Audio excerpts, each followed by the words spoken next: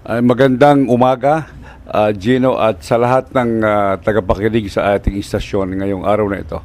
Yes, sir. First, may tanong ko, sir. Ano po itong Home Guarantee Corporation at ano ang mandato nito at paano po ito na-establish? Ang Home Guarantee Corporation, Gino, ay isang government-owned and controlled corporation na matagal na ito, 1950s pa, iba-iba ang pangalan. Pero noong 2000, it was amended again and naging Home Guarantee Corporation. Ang purpose nito, Gino, is para to stimulate o pasiglahin o palakihin yung private funding sa housing na yung ating mga kapuspalad na mga kapatid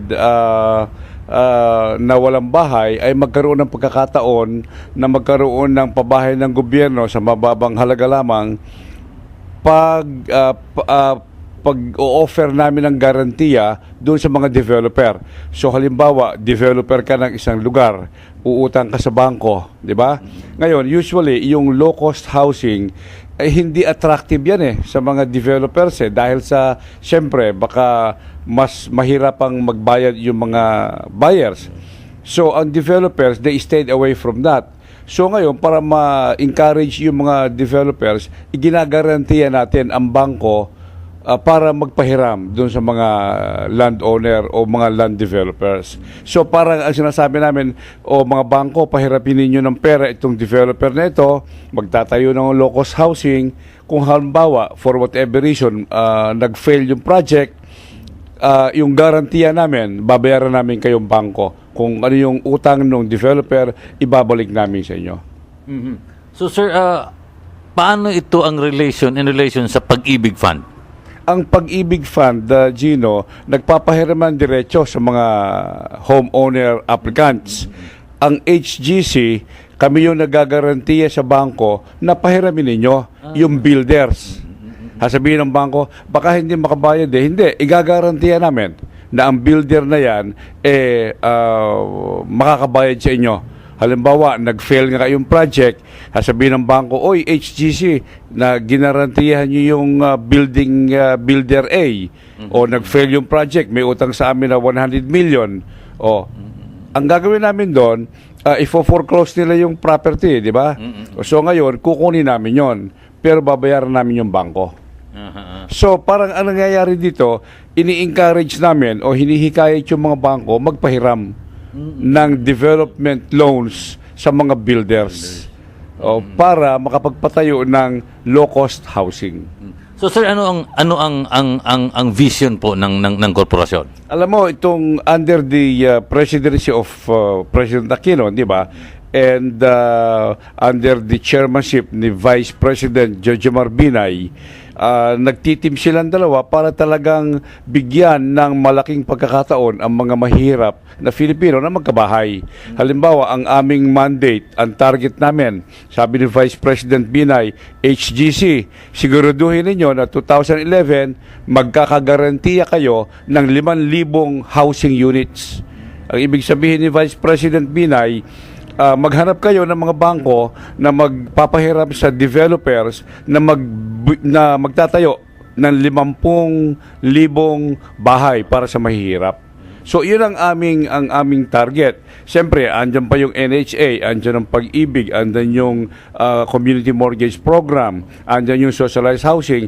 Kaya lahat ito nagtutulong-tulong under the leadership of Vice President Binay na makapagtayo ng siguro mga 300 to 350,000 units of homes a year.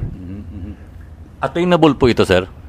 Very attainable, hopefully, kung magkasama-sama yung mga situation, kung may convergence ng mga pangyayari, pero attainable dahil sa kami lamang nakapag gagaranta kami ng mga 50,000 houses yung pang NHA, yung pang Pag-ibig, yung pang community mortgage program, attainable yung 350,000 housing units a year. Yes, sir. Ang chairman ng board si VP Binay, ang member, sir? Ang ex-officio chairman yan, si Secretary of Finance Cesar Purisima. At si Vice President Binay ay co-chairman bilang siya yung pangulo ng HUDC, yung Housing and Urban Development Coordinating Council. Pero usually, pag hindi nakaka-attend si Secretary Purisima, si Vice President Binay ang nagpipreside ng aming meeting. Si Secretary Padirangan ng NEDA ay member din ng board. Ako bilang presidente ng HCC member, tsaka yung tatlong private representatives. Kaya ano kami, 7. Pito. So sir, ano ang masasabi nating mga significant or mga monumental accomplishments po ng korporasyon? Right now, Gino, nagkaroon ng masasabi kong pagkakamali ng mga nakaraang taon dahilan sa naging, let's say, lax yung enforcement ng conditionalities, yung mga conditionalities na nagpapapahiram, no? Remember, I was just appointed September 17. No, I was nominated by Vice President Binay and appointed by the President, by President Aquino. Noon dati, mga na 2000 pa, maraming nagkaroon ng urban renewal programs ang ating gobyerno para i-rehabilitate yung urban areas at provide housing sa mga mahirap. Yung mga iyon, ginarantiyan ng HGC. Hindi naging maganda yung projects, nag-fail. Siyempre, obligado ang HGC na magbayad ng garantiya. At because of that, patong-patong yung utang ng HGC. Kaya hindi naging maganda yung takbo. Lalo na sa mata ng mga tao na parang sinasabing laging lugi yung HGC. Pero Gino, hindi lugi walang nawawalang pera ang HGC. Kasi yung mga perang iginarantiya namin na ibinayad sa developers, napalitan ng mga lupa at properties. Ngayon lamang, yung mga properties na yon, again, dahil sa medyo lax ang enforcement ng conditionalities, may mga legal problems yung titles. Minsan may mga illegal settlers dun sa lupa. Kaya hindi mo kaagad maibenta sa mga new buyers. Dahil sa mahirap bilhin yun kung mayroong mga ganong issues. Kaya nalugi nga yung HGC pero ang pera hindi naman natapon, hindi naman nawala. Napalitan ng lupa at other assets na ngayon ibinebenta namin. Sir, wala kayang yung halimbawa mga binibigyan ng pabor ang HGC ng mga developers, halimbawa wala kayang mga kasong ganun? Well, noon meron. Yun nga mga dating presidente na demanda yan sa ombudsman na meron daw anomalya yung pagbebenta ng lupa sa Smoky Mountain. Alam mo yan, Gino, kalalabas lang nung desisyon ng ombudsman dismissing the complaint.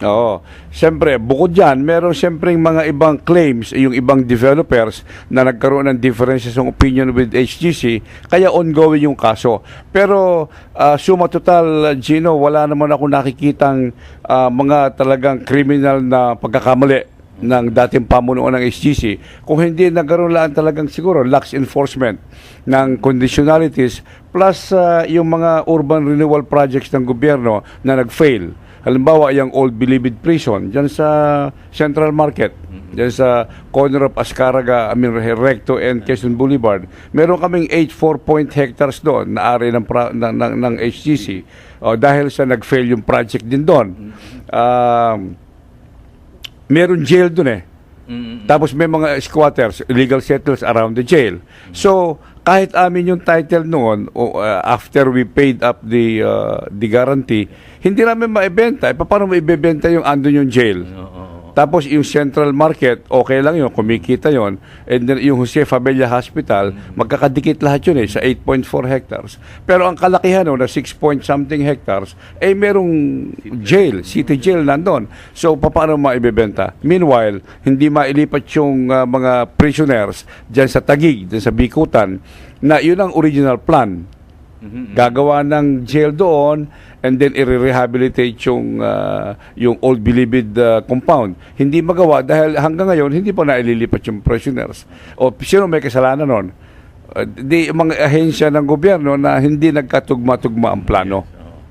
So sir, ano po ang mga ongoing projects at ano po ang mga programa ng iyong corporation po ngayon? Ang aming gustong gawin, Gino, for 2011 mas palakihin pa yung guarantee market ng HGC para mas maraming developers ang magarantiyahan namin, pahiramin ng bangko para makapagpatayo pa ng mas maraming bahay. Bukod dyan, gusto naming i-expand yung market ng HGC that aside from home guarantee, gusto namin pumunta doon sa iba-ibang produkto kagaya ng secondary mortgage market. Gusto naming mag-engage doon, o yung title insurance, o yung mga yung garantiya sa mga memorial parks, o yung mga columbares yung na ginagawa ngayon sa mga memorial parks, and performance bond. In other words, right now, ang aming business is to issue guarantee, di ba? Gusto naming i-expand yung market. Gusto naming maglabas ng mga bago pang produkto. And again, i-rehabilitate yung aming mga acquired properties at ipagbili namin para mabawi ng gobyerno yung investment dun sa properties. So, sir, para po malaman ng ating mga tagapakinig, saan po galing si Attorney Sanchez? You mean yung Sector, from what sector? as lawyer ako, and dati akong congressman sa Rizal. Pagkatao sa First District ng Rizal, pagkatapos noon ay na-appoint ako ni President Ramos sa DILG.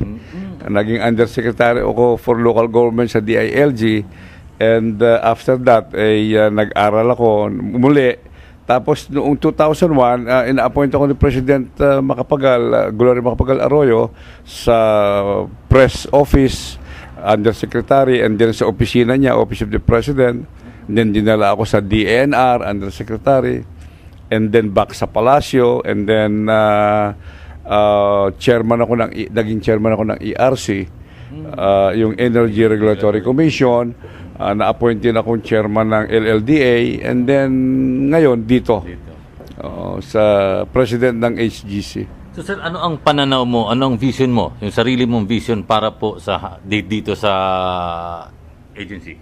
Well, as agency, ang aking pananaw dito, following the leadership of Vice President Binay, palakihin yung, kasi kami yung tinatawag mo na fund mobilizer ng private funding para sa home development. So palakihin yung market na yon at matupad yung pangarap ni Vice President Binay na magtayo ng 50,000 housing units every year. Malaking yun, it's a tall order. Pero we will do our best to realize his expectation for us. Yes, sir. Anything else, sir, na gusto mong i-impart, i-convey sa ating sambayanan? Well, right now, ang gusto nating hingin sa taong bayan ay suportahan siyempre yung presidency ni President Aquino para mas matupad yung kanyang plan de gobyerno, and at the same time, tulungan din natin si Vice President Binay para naman maging very active and aggressive partner siya ng ating Pangulo para matupad naman yung pangarap ni Vice President Binay sa housing market.